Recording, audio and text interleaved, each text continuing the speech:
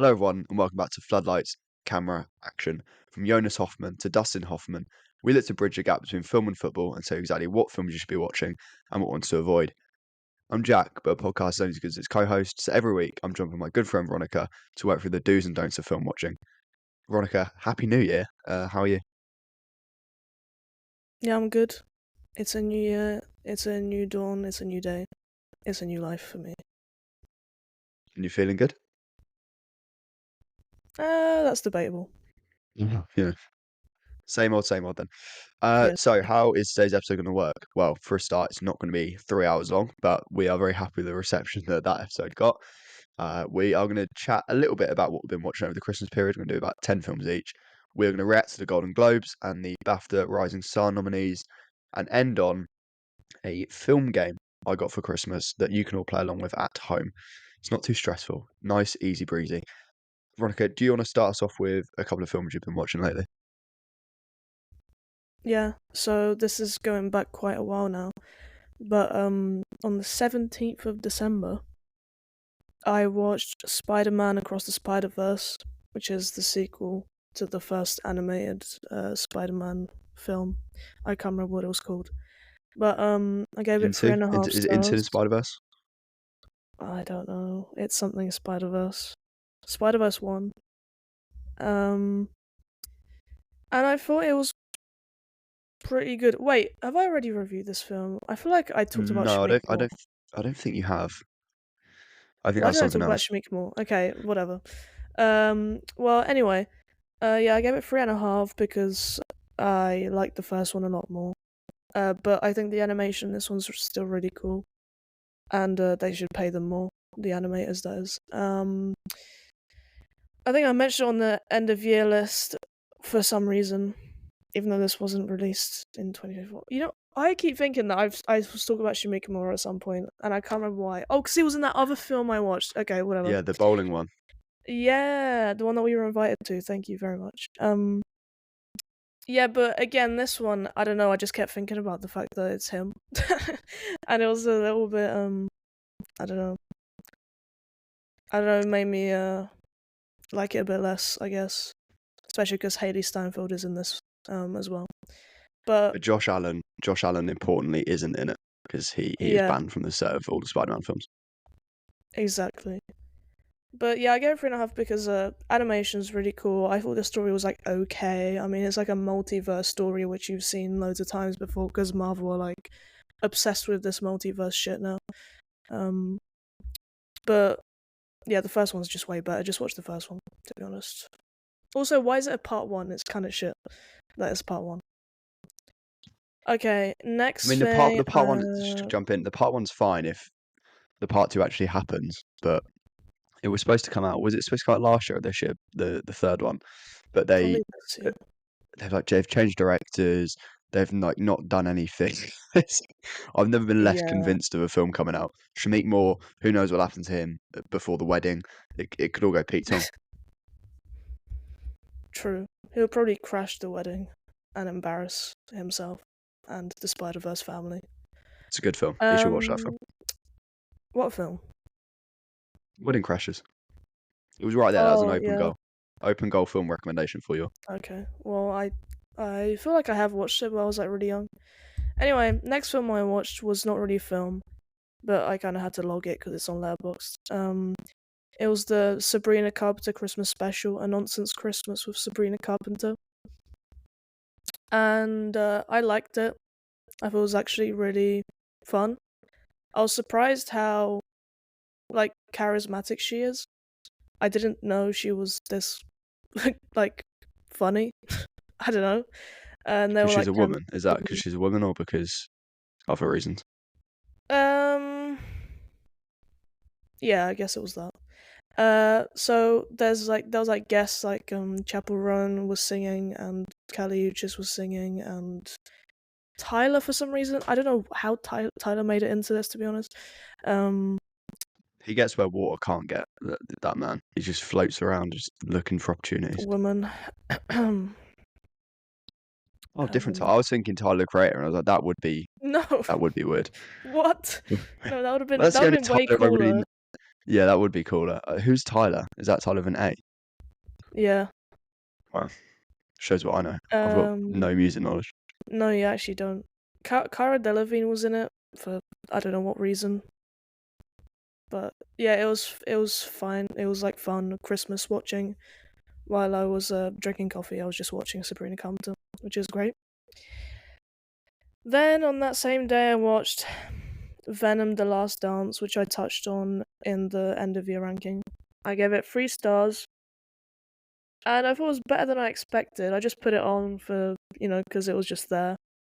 But it was cute. Like I thought it was one of the better, well, probably the best superhero film released last year, which is like not an incredible accolade, but I would just like recommend watching it. I think I also said that I haven't watched the first or the second Venom film, so the fact that I liked it is like testament to the fact that it was pretty good.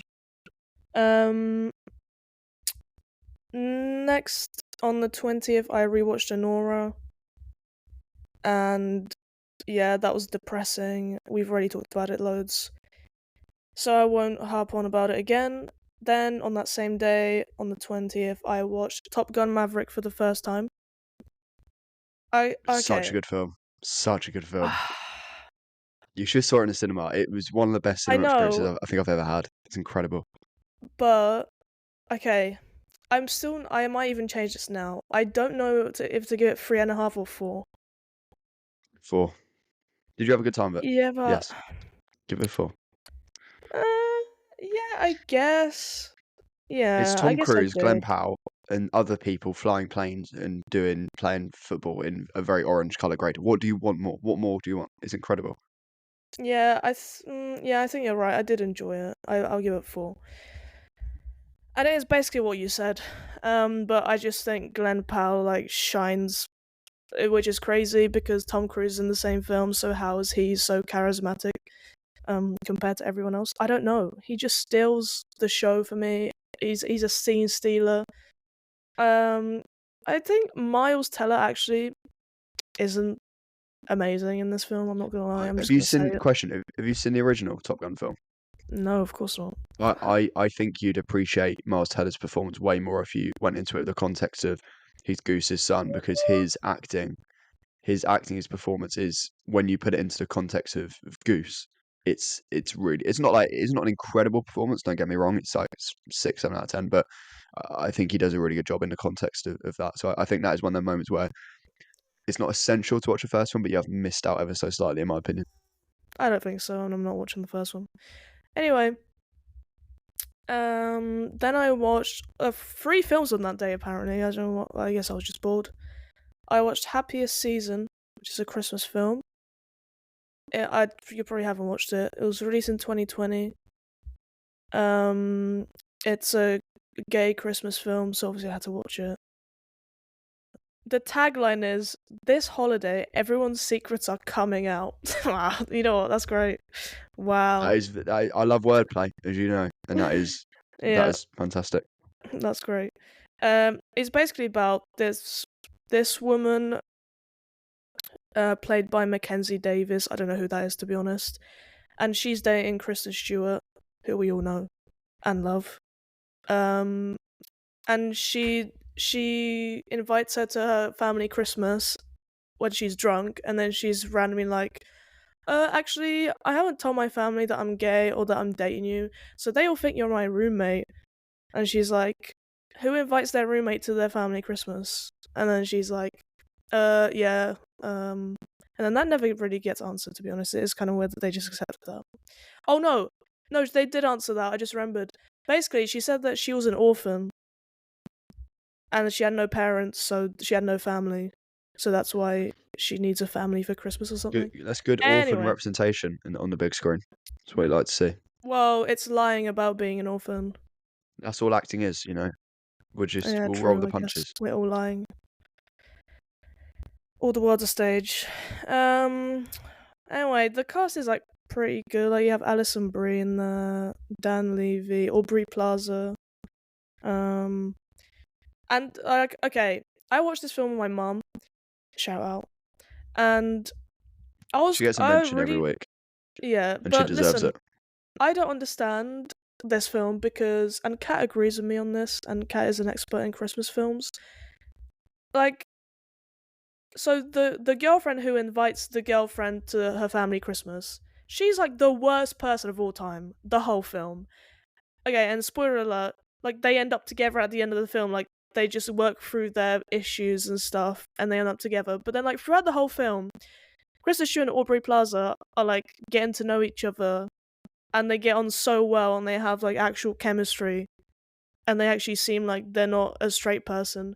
And then she still ends up with her original girlfriend, who's been like a dickhead the whole time. Like, what? Why does that even happen? It's stupid. She should have ended up with Aubrey Plaza. Anyway, so yeah, I recommend watching it next Christmas if anyone is looking for a new Christmas film to watch. I thought it was quite fun. Oh yeah, I gave it 2.5, but like for a Christmas film, like, that's pretty good. On the 23rd, I watched 3 films again. Jesus Christ, I'm lonely. I watched Juror Number 2, which I really loved. I gave it 4 stars, which I think is probably higher than what most people would give it, but I just really enjoyed it. I think it's a very fair rating. I'm not against that. Yeah, I just thought it was really good. Like it was well made. Clint Eastwood directing, Nicholas Hoult, Toni Collette, Chris Messina, like J.K. Simmons. You know, stacked cast. Nicholas Hoult is great. Toni Collette is great. It's a courtroom drama. It's a like nice watch with anyone. Like it's like a film that you're guaranteed to like. I think we've already said that before. In the year-end ranking. It's like Conclave, isn't it? It's like Conclave Yeah. and Juror Number 2. Like, if you want to recommend a 2024 film, you're probably going to recommend one of them because they are very just solid and good movies. Yeah. And that's not a bad thing. It's not like we're calling it mid or generic. We're just No, saying very good, very good. it's like universally liked, you know? Like it's if you hate Juror 2 or Conclave, like I mean if you hate Conclave, you're Megyn Kelly. Apparently. But if you hate Juror Number 2, I don't know who you are. Like I don't really understand that at all. Because there's nothing controversial about it. Yeah. I also said Merry Christmas in my review, but it was the 23rd. I don't know why I did that. Okay. Next film I watched was another film I mentioned in the ranking. It's the Lindsay Lohan Christmas movie from this year, Our Little Secret. And I gave it 2.5. I gave it a like as well. Because, you know what, it was fun. I watched it with my parents and I thought it was quite fun. It's basically about this woman, obviously played by Lindsay Lohan, and then this guy, and they used to date, and then he proposed to her in front of everyone, and then she was like, no, because I'm moving to London, and then she moved to London, and then when she came back with her new boyfriend for like Christmas time, and he was at the family Christmas with his new girlfriend, they realized that their new significant others are siblings. So it's like a whole shenanigans and whatever film, Christmas film. It's like, ooh, no one knows that we used to be together and like our partners are siblings. Whoa. You know, like just crazy stuff is happening. And then Lindsay Lohan's like high on edibles and stuff. And then she like goes up in front of the church and makes a speech. And then she starts singing. Anyway. Just spoiled the entire film there. Don't need to Yeah, watch it but now. like, well, you should watch it because like Christmas. Yeah, but you know how every Christmas film like that is gonna end. They all end the same anyway, so who cares? Speaking of Christmas films, next one was Christmas in the Spotlight, which I already mentioned is the Taylor Swift Travis Kelce Christmas film. Yeah, it's rubbish. I gave it 1 star. I think.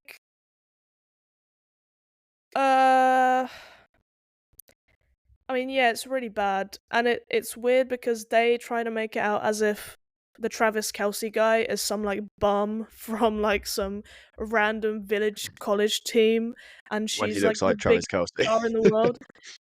Yeah, so it's like it's not. It was definitely made by a Taylor Swift fan who tries to make him look like she, you know, helped him, I don't know, find money and fame and everything, even though he was already like one of the most famous football players out there. Like he was literally hosting SNL before he dated Taylor Swift, which shows that he was like an actual celebrity, not just some football player. But anyway, yeah, it's rubbish. Don't watch it unless you're a cat, I guess. I'll go through one more, which is the last Christmas film I have, which is It's a Wonderful Life. I watched it on Christmas Eve.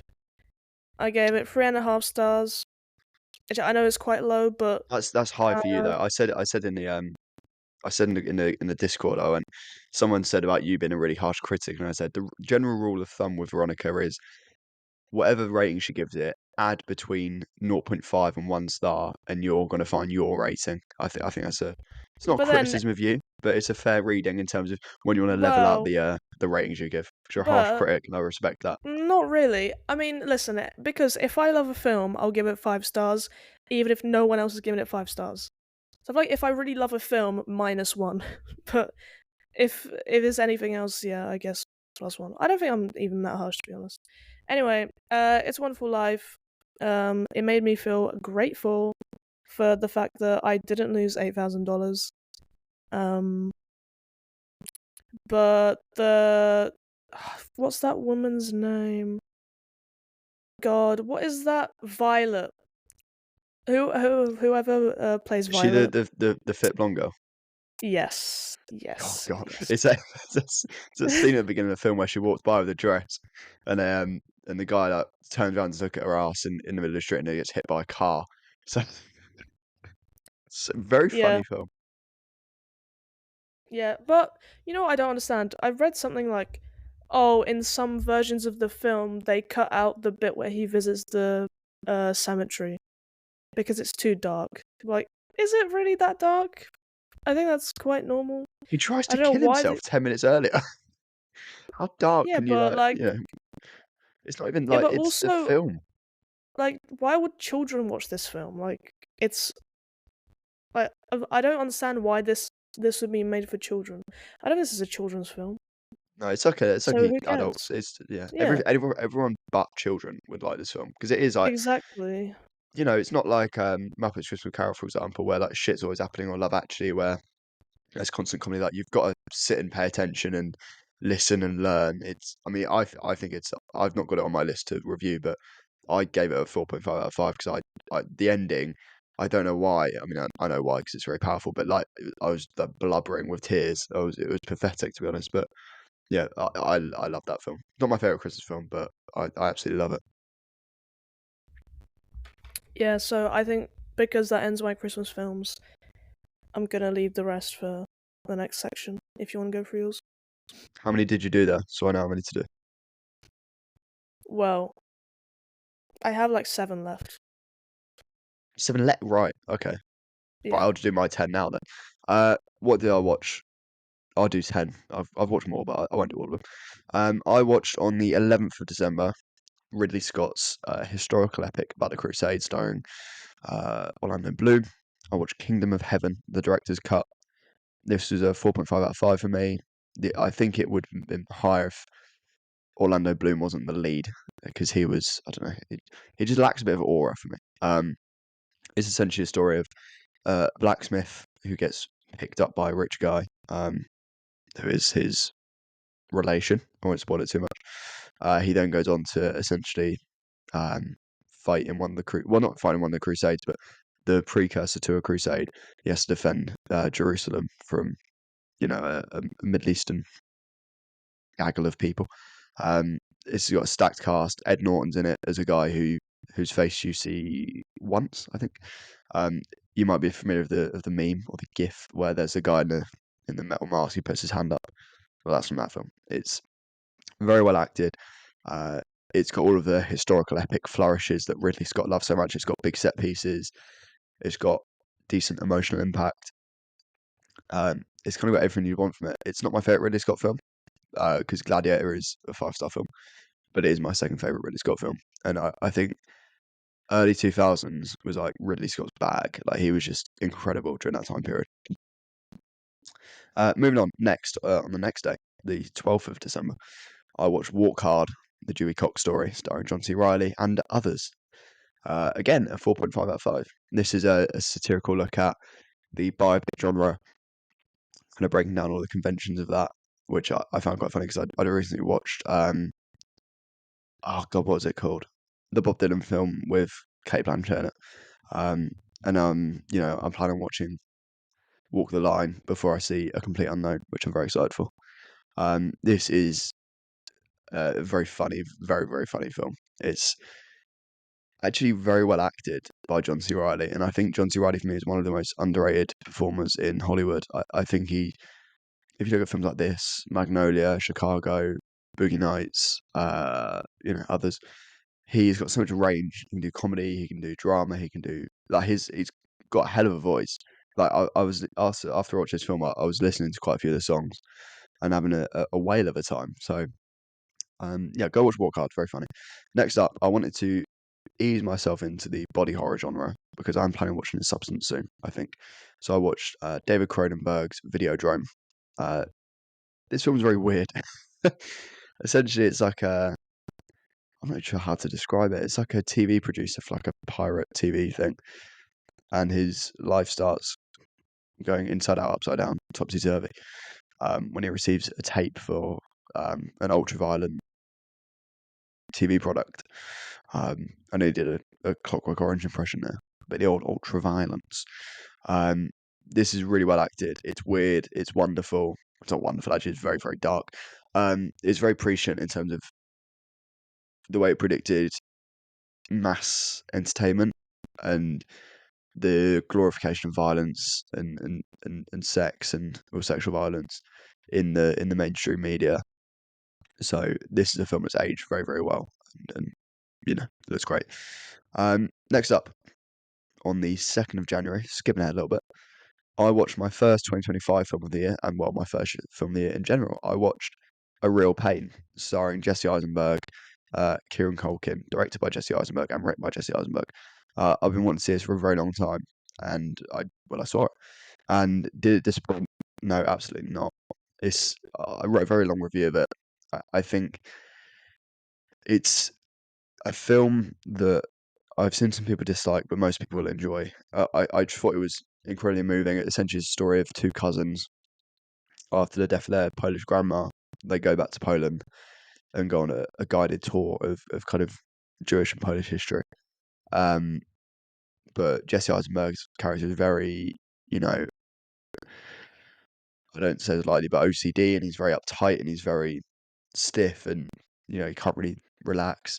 Whereas Kieran Culkin's character is, I'd say, neurotic but very kind, very funny, selfish as well, but very caring. He's kind of like a walking contradiction, which is made entirely possible by the incredible script written by Jesse Eisenberg and the performance by Kieran Culkin, which justifiably is winning awards and will win awards in the future. It's pretty well shot. It's there's not loads of like unbelievable shots, but there's no bad ones in it really. In terms of the direction, Jesse Eisenberg lets the shackles off early on, and then as the film goes on, he kind of is more and more what the word is, less shackly, more shackly if anything. Actually, he kind of is very restricted and has to keep it tight and intimate, which I really respected. The ending as well is immaculate, and it kind of loops back to the beginning of the film. So, A Real Pain, highly recommend that. Weronika, obviously you've got Polish heritage. You should watch that film as well. It's very good. Next up, a film that Weronika famously loves. I watched We Live in Time, which I did not like that much. I give it a 2.5 out of 5. It's a film where there's a clearly good film in here somewhere. I think Florence Pugh and Andrew Garfield and the director, I can't remember his name, something Crowley, Dan Crowley, I think it might be. Or does he play for Notts County? Can't remember. They're doing their level best. Unfortunately, the script is absolutely terrible. It's really bad. I think the decision to go with hour and 45-minute runtime plus a non-linear narrative completely hamstrung the film. It's none of the emotional moments of their early courtship landed, because as soon as they'd sit on a moment, it would be bam, we're 10 years in the future. It's like you didn't give any time to breathe for these moments. It's kind of just like a whistle stop tour of their relationship. Andrew Garfield's character seemingly doesn't have any friends in the entire film. All he cares about is his family and Weetabix, weirdly. And I said to someone, I said, if that was a female character, people would be up in arms about how underwritten it was, because all he cared about was Florence Pugh and family. And if that's the other way around, it's Florence Pugh's character only cares about Andrew Garfield and her family, then it's rightfully going to be criticised. I do think Florence Pugh's character is written quite well in terms of a big picture sense. I think the way her lines were written, especially in some argument scenes, weren't written particularly well, but on the whole, it was, did an okay job. I think if this film was 2 hours 15 minutes and either completely linear or two kind of strands running at once, so their early relationship and then the end of the relationship, so to speak, I think that would be a really good way to do it. I think that's a film that could potentially be pushing 4 stars. It's just a shame that the creative choices went the way they did, and it's a shame that the script was so bad, because this is a film I was really excited to watch. I remember when it was first shooting years ago. I think it might have got delayed because of the strike. It was like, oh, okay, Andrew Garfield, everyone loves him. Florence Pugh, everyone loves her. This is going to be really good. Unfortunately, it was not. Next up, I watched. So I remember I watched from Tootsie, starring Dustin Hoffman. Um, I watched this because it's been on my radar for a while since Glenn Powell was doing press for Hitman. Essentially, it's a story of a struggling actor who uh, essentially dresses up in drag and dresses as a woman and pretends to be a woman in order to get a part. And kind of she gets caught. Well, they get caught in a love triangle, and it all kind of goes Pete Tong. It's got Dustin Hoffman, Terry Garr from After Hours. It's got Bill Murray as like a really small supporting character. He does a really good job. I wish he was in it more, to be honest. It's very funny. It's a good script. It's good performances. It's a 3.5 out of 5. Veronica, I feel like you'd like this one, so that's one for you to watch as well. Next up, another Dustin Hoffman film. This time I saw it on the 27th of December, so we're going back a little bit. It is The Graduate. Essentially, Dustin Hoffman, he plays a character who's just got out of college, and he comes back home, and he kind of doesn't really know what he wants to do with his life until he meets Mrs. Robinson, who is can you say this anymore? She's a cougar. I don't mean that in a derogatory sense, but she's a cougar. And they kind of have a love affair, but then he gets involved with her daughter, and there's another love triangle, and it's very funny, very sharply written and sharply performed. Dustin Hoffman is incredible, but also very sad and very deep and very moving film. So it's a classic for a reason. I think if I rewatched it, I'd probably give it 5 stars. Currently got it set at 4.5, immaculate. Next up is the only bad film I got on this list. On the 23rd of December, it's the same day I saw Videodrome, I watched the original Mad Max film, because I love Furiosa. I love Mad Max Fury Road. So I kind of wanted to see where it all started, and I kind of wish I didn't see where it all started, because this film is terrible. It's just really jumbled and feels out of place, and pacing's awful, and the performances are a bit shit, and nothing really makes sense. So I think I will probably watch the second one at some point, because I've heard it's much better, but yeah, wasn't overly impressed by this one. Next up, on the 15th of December, day before my birthday, I watched All That Jazz, starring, I can't remember his name, but starring that guy. Essentially, it's a Bob Fosse musical, not musical, actually, it's a Bob Fosse drama about his musicals. And kind of the main characters struggle with mortality and art, and what do you sacrifice for art, and how far are you willing to go. It's really well shot. It takes a while to get going, and it gets a bit jumbled at points, but by the end of the film, you're like, yeah, that all makes sense, and you've got to sit down and pay attention. It's not one of them you can kind of whack it on in the background and kind of go about your day. It's, you got to focus. That got 4 out of 5. And my last film that I'm going to cover, on the 29th of December, I was flicking around the TV channels, and I saw Top Gun was on, and I thought, I've not seen Top Gun in a while, the original one, that is. It's a film I've seen across my life maybe 7, 8 times now. Um, and I thought, right, I'll whack it on. And originally I had it at 4, and I sat down to watch it, and I was just utterly gripped by how cheesy it was and how melodramatic it was, and Tony Scott's incredible direction and the campy performances by Val Kilmer and Tom Cruise. And also there were some emotional moments and some moments of ecstasy and joy, and the romance, you buy into it and it makes sense, and it's just really, really good. I've got to upgrade it to a 4.5 out of 5. Um, so currently on a level with Top Gun Maverick, but I do think I prefer Top Gun Maverick. I think it's a slightly better film. But that is all of my films I'm going to cover. Veronica, what are your final 7 films? Yeah, well, I don't know if it's 7. I counted quite quickly. 7-ish.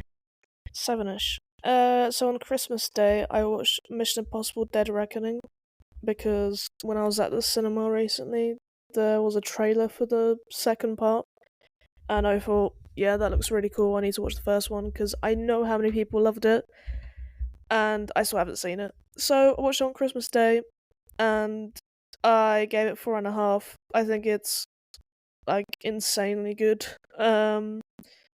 It's probably one of the best action films I've seen.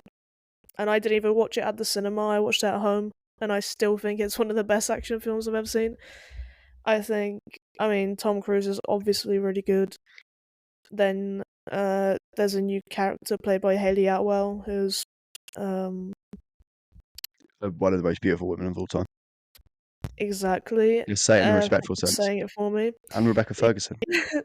And Vanessa Kirby. So And Vanessa Tom Cruise's yeah, ability to attract Tom incredible Cruise, looking man. women to his film. That man Yeah, has got a it gift. needs to be studied. That man is something else. No, yeah, it's like if you still haven't watched it, don't let it put you off the runtime or the fact that it's part one. You have to watch it, and then when part two comes out, we have to all go to the cinema to watch it because this didn't make that much money in the box office, and it should have because this is Is the that kind of because it film came that out I should have around seen it at came out cinema. around I think it came out on the same weekend as Oppenheimer and Oppenheimer and Barbie. Barbie, so it kind Yeah, of got it got hamstrung by it. yeah. It's a shame. I don't know why they didn't move the release date. I think that was really stupid of them. And then when people, and also it is really long. And then I think when people found out it was a part one, they just kind of couldn't be bothered to go and see a third film during a weekend where everyone's watching two, which is fair enough. But Did you do it's not Barbenheimer the in one same day? at home. I don't think we've ever discussed this. I No, I feel like didn't. no, I didn't either. But I did Barbie on the Saturday and Oppenheimer on the Monday, I think. It's I lived unconventional. in Spain at the time, so Oh I yeah, had good work point. every day, and I went to see Barbie like in the evening on the world premiere day or whatever, and then I went to see Oppenheimer the next day in the evening after work. And yeah, let's not talk about Barbie and Oppenheimer because I don't like Oppenheimer, and I love Barbie. So let's move on. Okay, next film I watched was the first cinema trip of the. Wait, no, what am I saying? It was on the 28th of December. It was not the first You're all cinema at trip sea of the here. year. You're all over the gaff. Come on, I'm sharpen up. all over the place. All right, I went to watch Better Man, um, which is the Robbie Williams biopic where he's a monkey, and I gave it 4 stars. It's really good. I think that actually the musical numbers are really well done and choreographed, and they look brilliant. The rock. Wait, what's that song called? Rock DJ Yeah. Have you seen the music or video for Rock something? DJ? Yeah.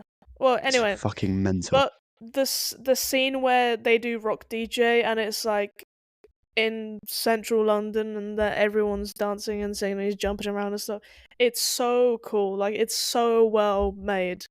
And I think you can tell that it's directed by someone who's done musicals before. Like he directed The Greatest Showman, and you can definitely tell because the musical numbers are great. And also the story. Like I didn't know anything about Robbie Williams to be honest, but this made me like I cried, uh, like twice. Well, I tried to stop myself from crying, but I'm pretty sure that tears did fall down my face. So, um, and it's like, and you're watching a monkey and you're crying. It's a bit stupid, but it works so well, and I think it just makes everything so much more interesting. And I listened to Robbie Williams actually talk about it on the Graham Norton show, and he said that the decision to make him a monkey was genuinely just having meetings with a director who said, "Listen, we need something different. Like we need our own kind of like creative thing that no other biopic has." I need an And angle. he asked him to say like, "What animal do you see yourself as?" And yeah, they he decided to go with monkey, which Well, works wait. really You're well. missing a detail there. You're missing a key detail. What animal? A little bit of trivia for you, if you remember that episode. What animal did Robbie Williams say first? Yeah, I know he said something else first, but I can't remember it. Have a guess. He said something stupid. He said I don't know, fish lion. Fish. or a lion. That's stupid. It's a bit like Shark Tale. I'm not gonna lie, my first guess was shrimp because I was like, it must have been something that was really hard to animate. I used to do quite a good But impression of the shrimp from Shark Tale. okay, do it. Okay. Why do I do animated voices every time? Sister used to be a baby. That's all I know. That's all I can do. Okay. It's not as good as my Kermit. Sound My like Mickey Kermit is Mouse, way to be better. honest. Yeah, yeah. It's all other. I can only do Mickey Mouse or Mario or other characters pretending to be Mickey Mouse or Mario. That's all I can do. I've got limited range. Yeah. Well, just out of interest, what's your favorite Robbie Williams song? Um, I don't know. I'll take that, I guess. Well, my favorite is "Great as Day," the remix from Anora. Now, Let so me quickly look up fuck Robbie Robbie. Williams. I like. Oh, I know. Easy. When I was younger, came out in about I think maybe early 2010s. I was Also, his dad obsessed is a with. dickhead, by the way. I don't know why he forgave him. Alright, I just wanted to say that. I Okay. was obsessed with the song Candy. Um, God. and it's remained one of my favorite ever songs. No, I stop. used to, no, I don't know why I loved it so much, but it had me. I think it was a music video. I used to watch MTV all the time, and that film it had me in a trance. Film? I keep saying film. That You're just song, but yeah. Stop he saying also film. he wrote a song with Gary Barlow, and this wasn't Take That related. It was them reconciling their differences called Shame, and I loved that song growing up. I don't know why, but all I can remember is from the music videos they get topless and jump off of a cliff. And All right. it's a good song, but I don't know why I loved it so Mhm. much as like a 10-year-old. Yeah, I don't know why you love that video of men shirtless jumping off cliffs. So maybe Hey, you can who wouldn't? explore that one day. Yeah, I Anyway, talked to my uh, therapist about it. so the day after that, I watched Eyes Wide Shut at home. It's on Netflix. Um, gave it 3.5. But I think if I rewatched it, it could go up to a 4. I've been watching a lot of Tom Cruise, huh? Top Gun Maverick, Mission Impossible, Dead Reckoning, and Eyes Wide Shut, all in like Yeah, you've the had a lot of Tom Christmas Cruise. I've had a period. lot of Dustin Hoffman. Yeah. Um, I thought it was good, but I'm not gonna lie, it did take me some time to get into the film. Like, I wasn't fully invested at first. I think actually the first half is worse than the second half, and I think the ending is the best part of the film. But I do also actually the bit that I also really like, other than the ending, is after he's been to the meeting and he's like just going around town like talking to people and showing off his doctor card and like giving stuff back and whatever. Like I don't know. It did, I saw someone else compare it a bit to After Hours, and it is true. Like it did kind of remind me of After Hours. But That scene where he's getting followed is so terrifying. The yeah, ominous score just droning on. Oh, I think the score is amazing. The score is one of the like best parts of the film, especially that one. Um, I don't know what I don't know if you could call it a song. Can you call it a song? Is that one bit of the score that is repeated? Well, anyway. Yeah, like Nicole the Kidman, hum, I love. Yeah, something where like he's that. like, yeah, something like that. Yeah. Well, this was my last film of the year, actually, and I think it's a pretty good one. Nicole Kidman, God, I love you so much. Please call me. Tom Cruise, like I've already said, he is really good. And I've had this conversation where I said, and Connor agreed that he comes across so much like a Patrick Bateman in this film, like the clothing and the way that his hair is and everything. Like He really, you know, when he pulls out the doctor card, it really reminded me of the business card scene in American Psycho. Is Um, this your first Kubrick film you've seen? I don't know. I don't know. Mm. Maybe I don't know. Probably Kubrick not. fucks, Didn't he mate. do Clockwork Orange? Oh yeah, of course, yeah. Yeah. So Yeah, you no. prefer the book, don't you? Yeah. Um. Yeah, I feel like on paper, if you read what it's about and saw the actors, you'd think that would give it like 5 stars. But I was a little bit disappointed. Maybe that's why I gave 3.5. Um, but if I rewatched it, I think knowing what happens, I'd probably like it more and maybe appreciate the performances more. I don't know. But yeah, the ending I really loved, and I don't think you did. There was No, someone didn't like the weirdly, ending. yeah, I didn't. So I should say beforehand, this isn't related to the ending, but Nicole Kidman in this film is potentially the best any woman Yeah, has ever we looked. love you. Um, I really like it. I've got it about a 4. It's not my favorite Kubrick. It's kind of on the lower end, but I still really like the film. I don't know. I think I was maybe expecting something different from the ending, something a bit more The very explosive, last or line is like one of the best last lines, I yeah, think. I think it was just like It's so good. I think it was just my expectation, but I think I agree. If I rewatched it, I think it will go up to a 4.5, maybe even a 5, because it's got all the ingredients to be one of the best films ever made, in my opinion. I'm not saying it is one of the best films ever. Maybe it's got the ingredients to be that. Um, yeah, I think it kind of just like caught me unaware. The ending. Also, speaking of Nicole Kidman, in the UK on Friday, Baby Girl releases in cinemas. So if you want to see more Nicole Kidman, go watch Baby Girl, please. I will be there to watch it again at the cinema. Anyway, I have 3 films left, so we're going into 2025 now. On the second day of the year, I rewatched La La Land because I love it. 5 stars. It's my 9th time watching it, and I watched it on my 4K UHD Blu-ray thing. I watched it in 4K UHD actually. I didn't watch the Blu-ray. And it's just incredible. Once again, I just think this is my favorite soundtrack of all time. Like hands down. I'm gonna say it. Like, oh my god, I think the music in this film is actually 10 out of 10 perfection. Oh god.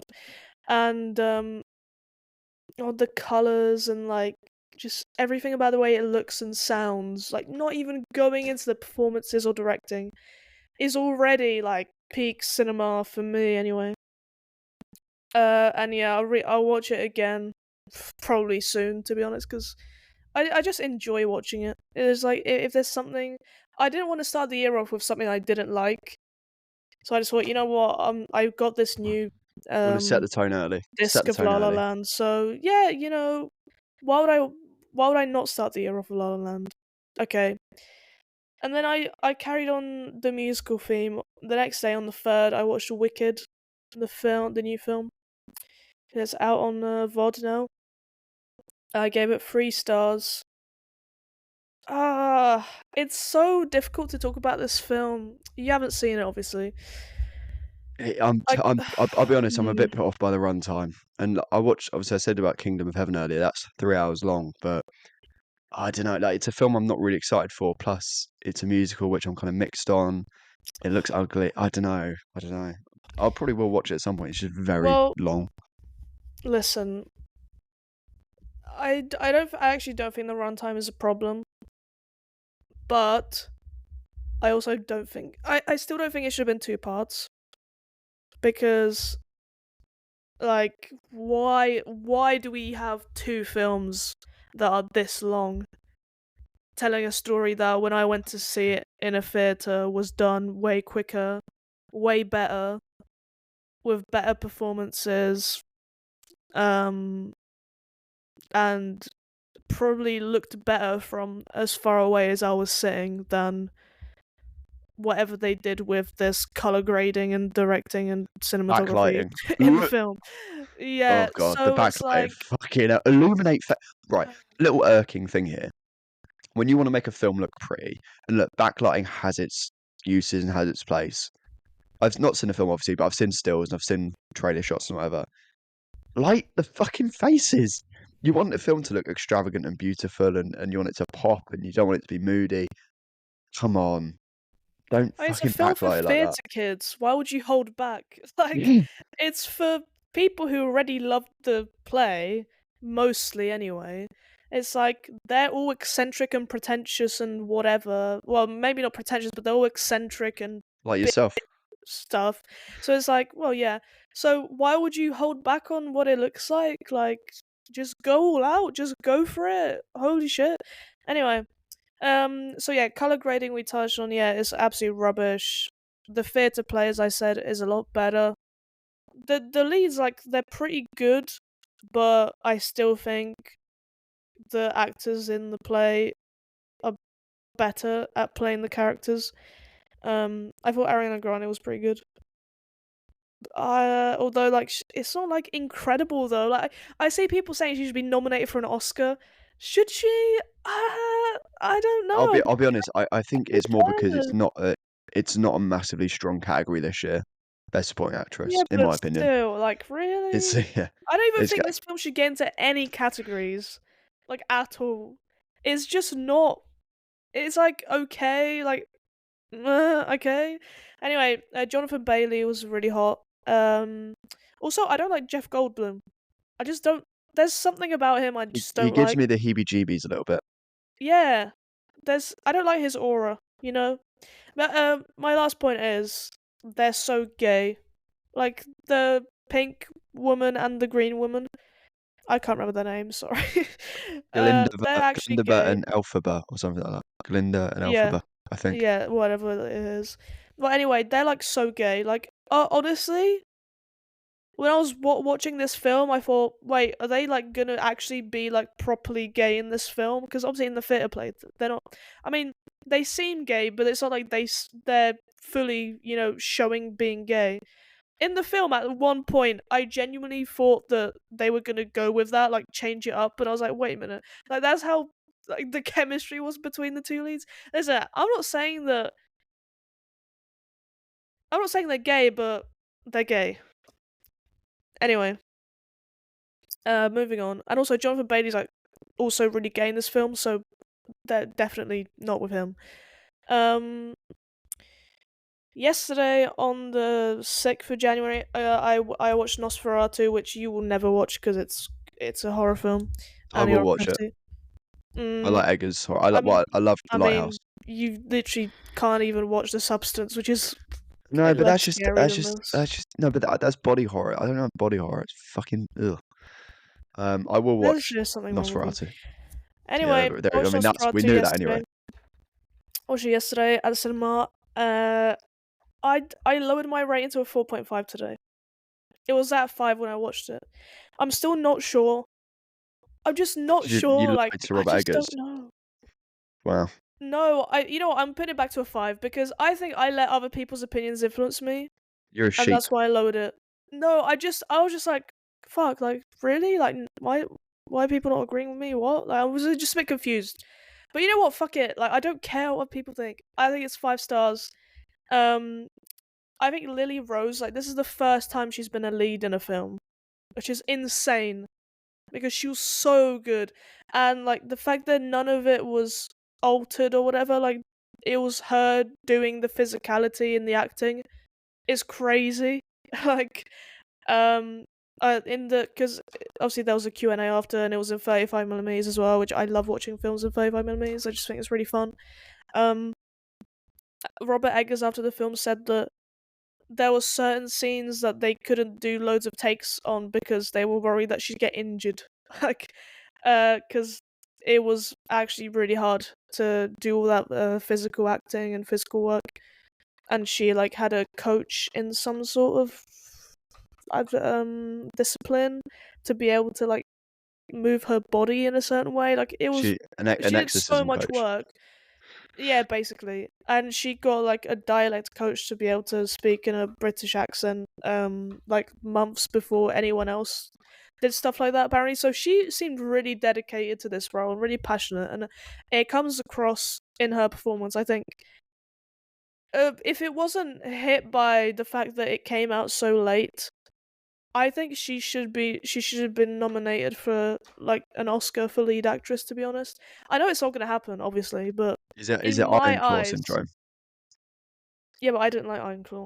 No, in terms of when it's yeah, but okay, you didn't like it, but there was a lot of people who fairly argued that maybe Zac Efron should have, could have maybe got an Oscar nomination, but it didn't even make the long list Uh, because well, of when it came out. Is that kind of the reason? yeah, basically. Mm, well, I think the thing that's weird is this made the long list for the BAFTAs for like production design, cinematography, stuff like that. Which obviously it should have because the cinematography and production design is incredible, like one of the best I've seen on screen.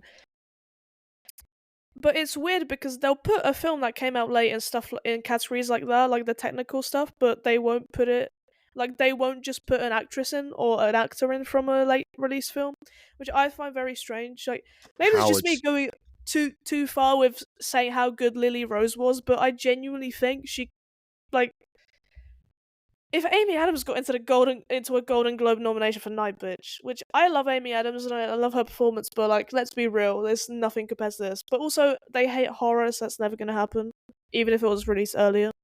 they're in my Um, pocket. They've been listening to me. unfortunately, yeah, I can't believe you loved Amelia Perez that much. Hey, who's editing this Second, podcast? Okay, be nice to me. I'll make you look okay, bad in yeah, the edit. fine. Well, I'm going to work, so anyway, yeah, Nosferatu. I'm giving it 5 stars. My first cinema experience. I did meet Robert Eggers. I forgot to say that after the film. I was in prime position, second row on the end, because I know that that's where the stairs are. And when someone leaves, you could just jump in and be like, "Hi, could you please sign my program?"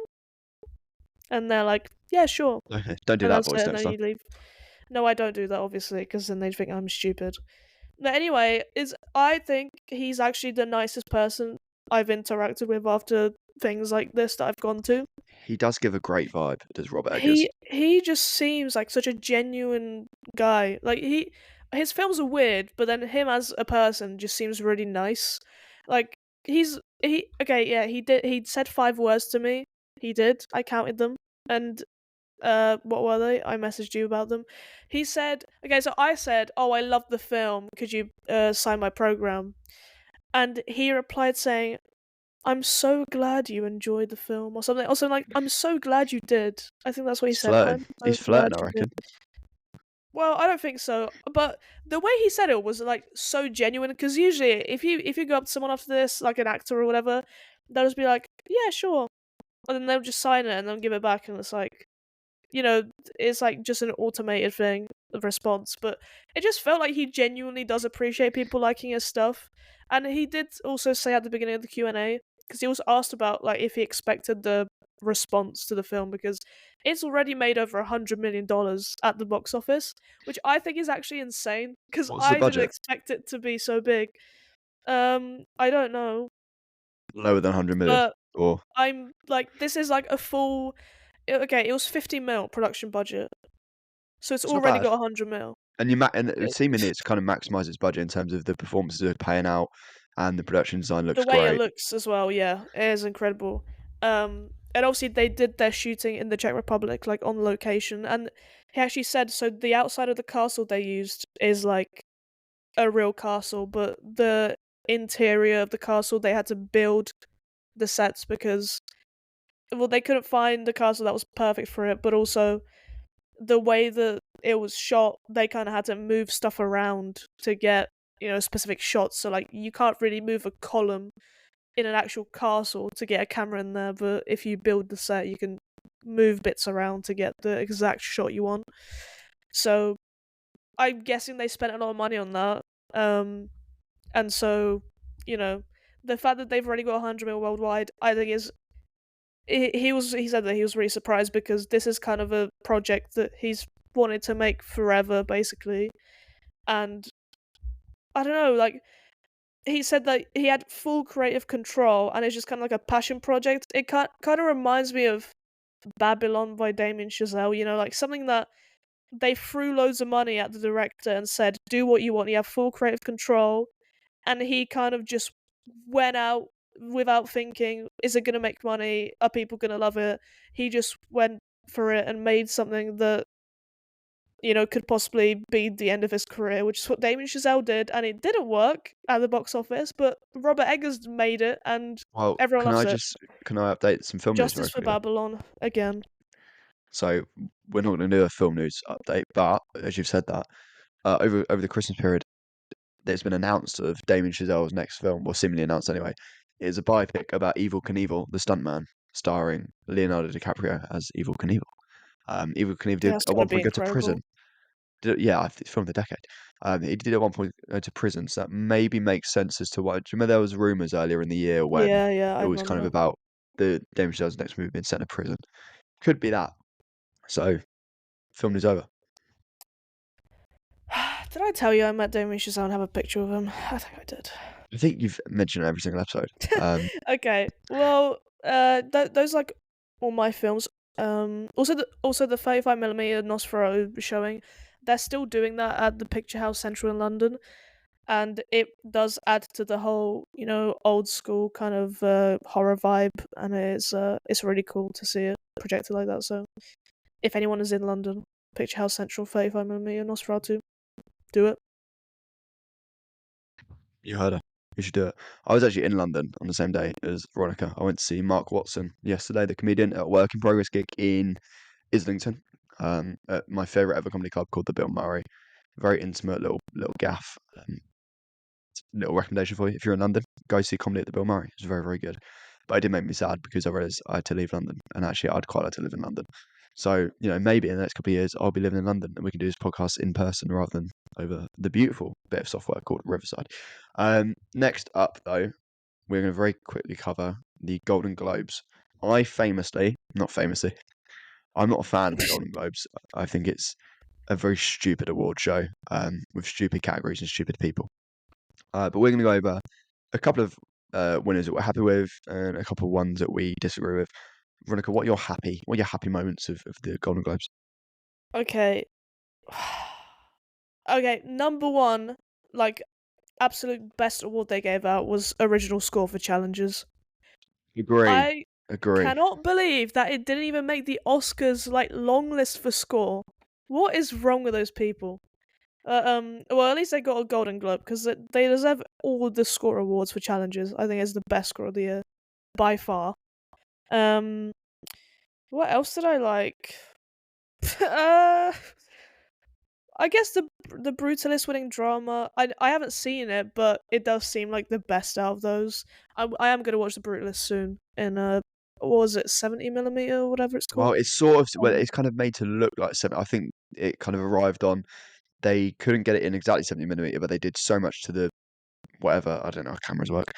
yeah, And they I kind don't of know either, to made be it honest. appear 70mm, but it is effectively 70mm. Yeah, 10 million budget, by the way, for a 3.5 hour Yeah, that's historical insane. epic It's with Adrian insane. Brody. Well, so I guess that's like decent that the Brutalist is getting wins because um to be honest, I know that we both want Mikey Madison to win the Oscar. I know. I was going to speak about But listen, that. Yeah. I think she's going to win the Oscar anyway.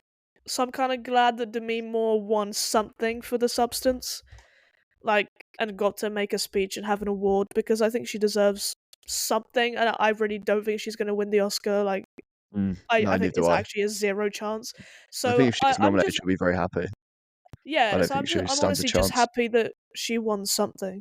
So I'd say I'm pretty happy about that one. The rest of them, just shit. Um, Yeah.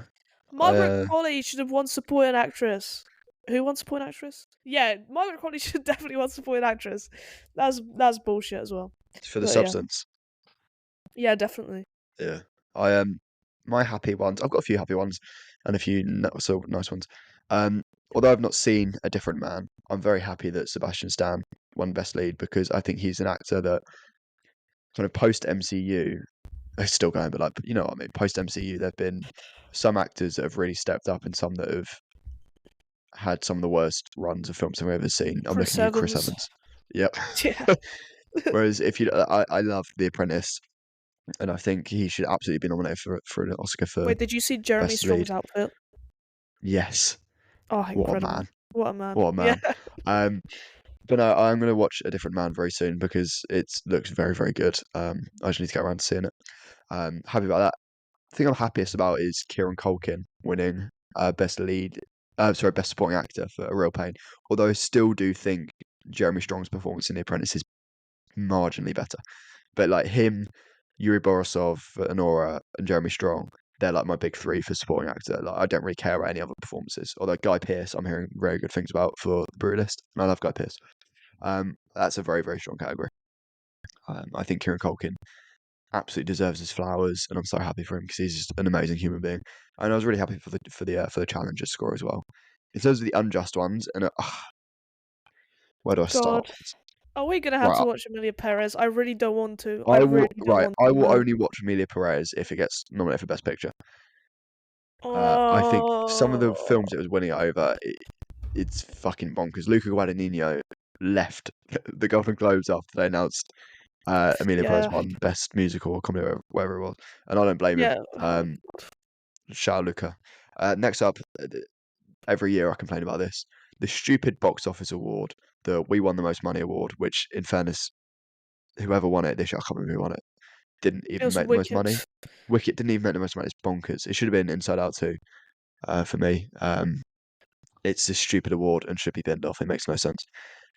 Next up, apparently there was a like a running tally of the studios that won the most awards. Yeah, it was, yeah, Oh yeah, God, I hate the that Golden was Globes so much. shit. And I, Nora, I don't think Nora won anything, No, it didn't. which I don't think.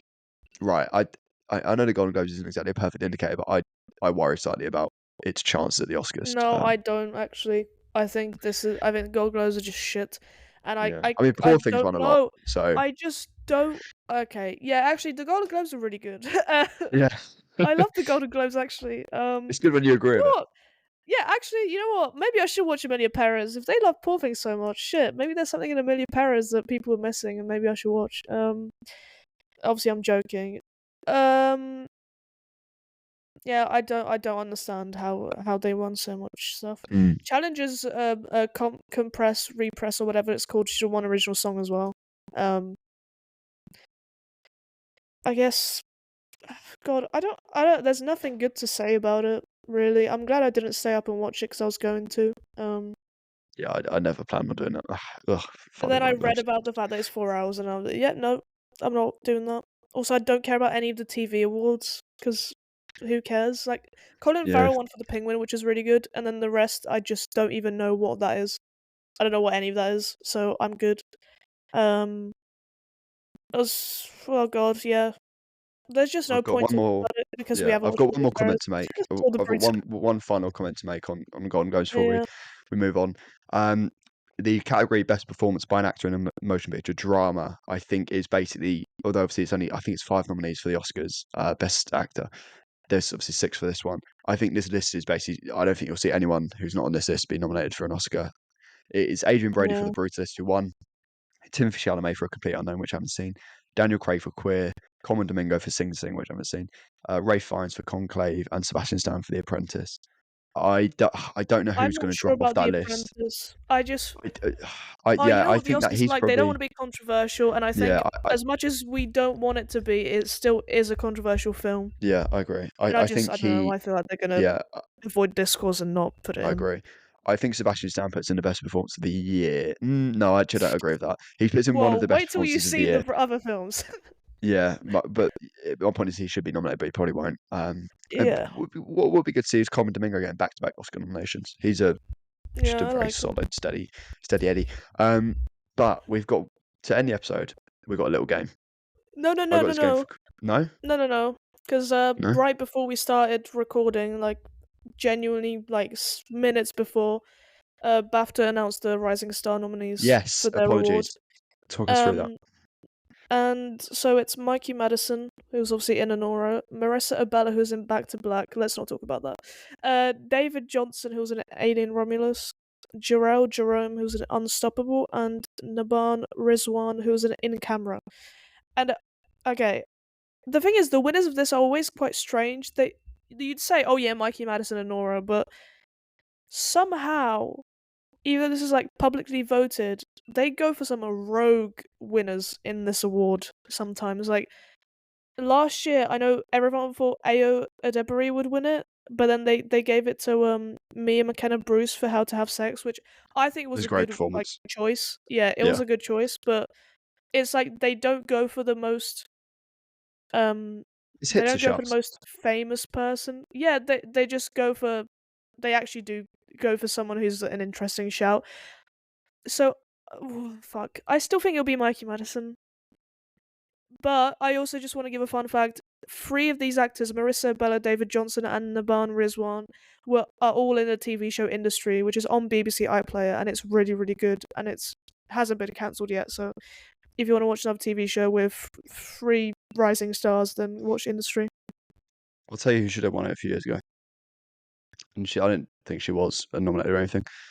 It should have been Frankie Corio for After Sun, the young girl in After Sun. My word, what a performance that was! But we are going to end with a little game, a cheeky little game. Veronica, are you up to the task? This is a game I got for Christmas. It's called Poorly Explained Movies. And essentially, you get a description of the film, a bad description of the film. You get the year and a hint. And there's 10, I've got 10 cards for you, and we're going to see how many you get. How does that sound? You up for the challenge? Yes, let's play. Number one, a single father loses his son, but finds him at the dentist. What? You want a hint? Single Do you want a hint in the father ear? is Taken. No. Fuck. I'll give you the hint and Give then you me a get one more hint. guess. It's animated, and it came out in 2003. God. Read it again. A single father loses his son, but he finds him at the dentist. The SpongeBob movie. I don't No, know. Finding Nemo. You got that one wrong. Number two. Oh. A young man regrets getting paid to date an angry girl. 1999. What? I don't know. I'm so bad at these games. I don't know anything. Hint: there's paintball. I have no idea. You're gonna The kick yourself. Proposal. No, 10 things I hate about you. I would have never gotten that. I'm bad at these games. Three And they're underage always like teens. mainstream films. I haven't watched any films that are like that. Actually, no, wait, I have watched that film. You But have I'm just watched. saying, I'm just bad. I'm just bad at stuff. Three Um, underage teens try to obtain alcohol for a party. 2007. You can play along at home. You can play along at home. Super bad. Yes, that's 1 point on the board Yes. for you, Veronica. Yes! Didn't even need a hint. I Number was gonna two. say Well, Dazed not and number two. Confused. I was like, they're definitely Yeah. not putting that in this game. No. Well, actually, I think there was like Punch Drunk Love in this game and stuff like that. There Oh, were some like really like niche films. Next up, a standoffish loner falls in love while on a work trip. 2001. sounds like me, to be honest. Yeah, maybe the hint won't help you. Lost in Well, yeah. Translation. No, do you want the hint? No. Secret Life of No. Automati. No. Fuck. Hint: I don't know. he lives in a swamp. Shrek. Yes. Yeah, that was quite easy. Next one. A man gets out of an office party by thwarting domestic terrorists. I don't know. Hint: during the holidays. Die Hard. Yes. See, you're I on a haven't even flow seen now. I that. got three in a row. A toddler terrorizes an entire city. 2001. Boss Baby. Wait, no, 2001. No. That You're on one the... with Arnold Schwarzenegger. No. Hint is it's animated. The Incredibles. I don't know. Incorrect. It is Monsters Inc. Next up, a mother Hmm. tries to button her daughter up. Coraline. Yes. Next on the board, an extraterrestrial causes a young couple to question their sexualities. 1975. E.T. No, because E.T. did not cause people to question their I sexualities. haven't watched it. I haven't watched Hint: it. it's a musical. Um. It's a very famous musical. A lot of people Is dress it? up as. Is it Oh, yeah, it's very famous. Singing in the Rain? No, no, it is the Rocky Horror Picture Show. You got 2 more Yeah, left. I don't know. Can you I have no can you get idea. up to 5? An unwanted contractor tries to marry a teen girl. You have seen you've seen the sequel to this American film. You've Beauty. not. No. Oh, 1988. The hint is he wears a lot of stripes. You've seen the sequel, but you've not seen the original. Beetlejuice. Yes. Last one. Can you get up to 6? A janitor writes all over school property. 1997. I'm thinking of ending things. No, 1997.